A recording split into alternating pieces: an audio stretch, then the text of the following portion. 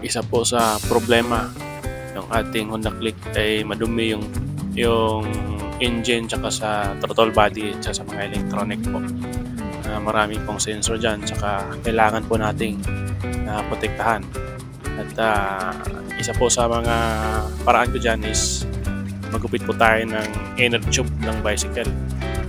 Gupitin po natin ng isang dangkal, dalawa po, tapos itiin po natin sa gitna.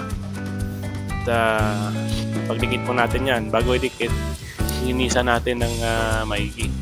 Tanggalin po natin yung mga puti-puti para tumikit yung adhesive ng maganda. Yan po.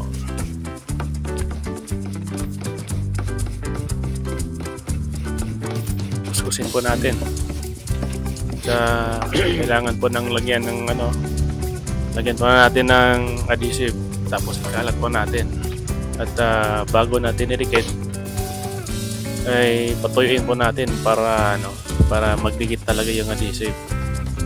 Kasi yung iba pagkalagay ng adhesive dikit agad yan po at natatanggal po yung natin, yung pinagdikitan kasi basa pa. Yan, tanggalin po natin yung bubbles. Bison kit po yung gamit natin kasi talagang premium yung premium po talaga yung Bison kit. Isa po sa magandang brand. At i-fit po natin bago natin idikit ng final po. Tapos linisan natin yung pang-fit po natin. Tanggalin ulit natin yung so bago po idikit, lagyan natin ng adhesive din sa kabila, yung tawag nila na yung dila-dila, yung tawag ba dyan. Yan, dandahanin po natin ilagay para perfect po yung pagkadikit at hindi basta-basta matanggal.